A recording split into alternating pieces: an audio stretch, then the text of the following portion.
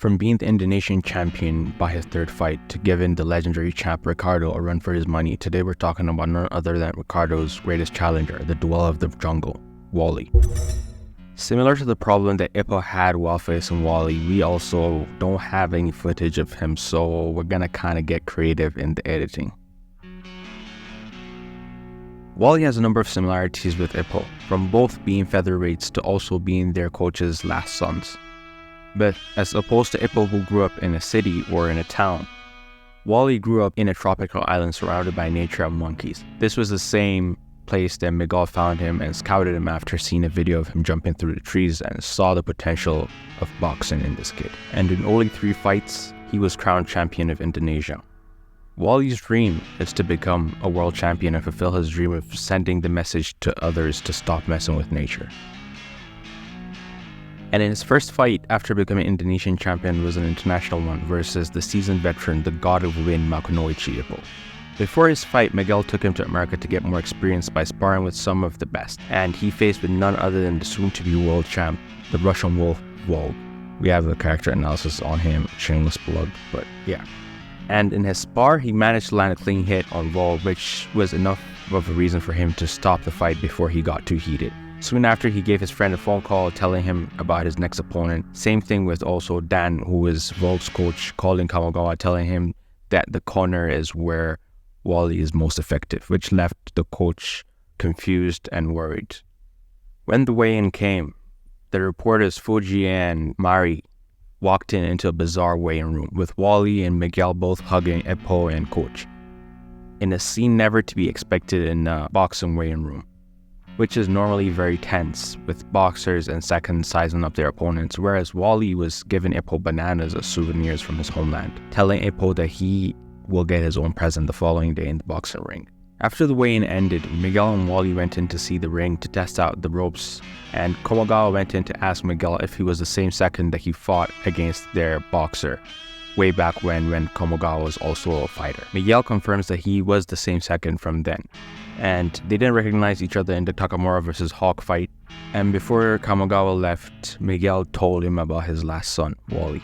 And when coach left, Wally tells Miguel that he could tell that when Kamigawa was younger, he was strong. Miguel confirms that same blood runs through Takamura, and Wally added Ippo had the same smell, making it the impossible possible through willpower alone. And when the fight came, my oh my, were we in for a treat. It was a grueling 8-round battle, with Wally showing his genius for boxing despite being a relative newbie in the sport, holding his own against world ranker, with him basically dominating Ippo for most of the rounds and would have won if not for Ippo and coach's unbreakable spirit. But in the 8th round, after taking a liver blow, an uppercut, and countless body blows, the damage had built up, leading Miguel to throw the towel into the ring, saving his young champion. After the showdown, the two coaches met up, with Miguel giving Kamigawa a bunch of bananas to give Ippo from Wally, and warns coach how both him and Ippo's stubbornness could be their undoing. And like a prophecy, it came to be, with Kamigawa also telling Miguel to tell Wally not to let one loss destroy his spirits. But that was far from the case, as the fight left him energized and wanting to fight more. We don't see Wally for another 500 chapters after Ippo had already retired, when Sendo calls Ippo to ask him to join him to go to Mexico to watch the showdown between Ricardo and Wally, the Alpha versus the Omega, as well as also Volk's second title defense. You know what? This is the perfect time to take a break. Don't forget to like, comment, share, subscribe. Enjoy. In Mexico, Wally and Volk kept butting heads with Wally's antics, and when they went out for fresh air, Wally was playing with some squirrels and he told Volk how he likes animals, nature, and is concerned about the environmental issues, global warming, pollution, deforestation, all that. And that's when he tells him also he wants to become a zoologist. When the pair of Japanese champs got to Mexico, they found out both Wally and Volk had run out of sparring partners despite training together, and Sando suggested him helping Wally and Ippo helping Volk. With everyone, including some members of his own camp, not sold on the prospect of Wally defeating the legendary champion on his own turf, Wally is face-to-face with Ricardo in the press conference, even saying the match will be fun, something Ricardo had never heard any opponent fighting him say. The fight less than a day away, Wally's camp decides to recruit a new second for the biggest fight of their fighter's career. They decided to ask Ippo to handle the chair and water.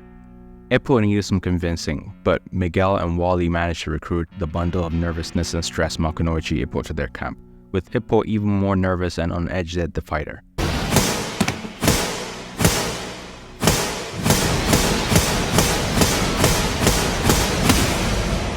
And Ippo, as someone that has sparred with Ricardo and has seen a number of his official matches, could give some advice. The first 3 rounds, nobody could have expected what they saw, with Wally running the show, using techniques he copied from both Sendo and Vogue and adding his own unique spin to them, showing off his genius in the process. He left the world champion Ricardo on the defensive, but the fight was just beginning, as Ricardo began coming into the fight in the 4th round after analyzing Wally. The 6th round thriller came to a close with Ricardo's counters and straight, with Wally falling after missing a smash. In both action and words, telling Sendo the rest is up to him. Ricardo, after donning on his belt, walks to a motionless Wally, thinking how amazing it is that he was the first person that stood alongside him on the same peak. But as Wally regained consciousness, he stuck his tongue out to Ricardo, proclaiming that he won his fight. As for him, it was not a win or lose match, but he had fun, and that's what he wanted most. When Ippo returned to Japan, Kamagawa breaks the news to him that Wally is retired, as his right eye might never fully recover. But yeah, I hope we really see Wally again, maybe during Sendo's title challenge versus Ricardo. But yeah, let us know. Don't forget to like, comment, share, subscribe for more Ippo content. If you have any character you want us to do, put it down below. Like, comment, share, subscribe. Thumbs out.